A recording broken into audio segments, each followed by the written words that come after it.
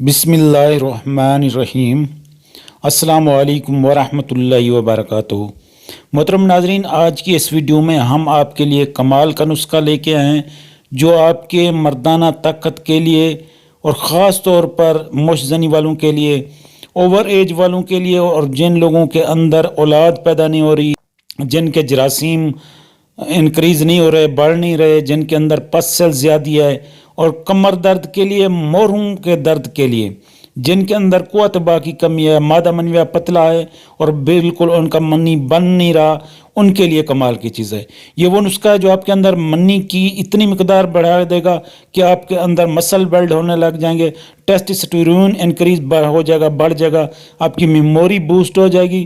اگر آپ کے اندر موروں کا درد ہے، جوڑوں کا درد ہے، کمر میں شدید درد ہے، تو اس نسخے کو لازمی استعمال کریں۔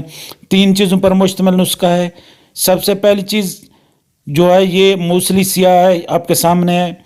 دوسری چیز موصلی سفید ہے، یہ موصلی سفید آپ نے اچھے والی لینی ہے۔ اور تیسری چیز جو یہ سنگھاڑے ہیں، سنگھاڑے خشک آپ نے لینے ہیں، یہ آپ نے یاد رکھنا ہے، پنسار سٹور سے اچھے والے سنگھاڑے لینے ہیں۔ اور موصلی سفید بھی آپ نے موٹی موٹی لینی ہے۔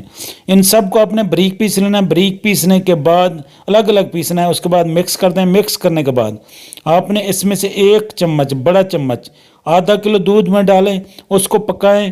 پکانے کے بعد تقریباً اچھے طریقے ابالیں۔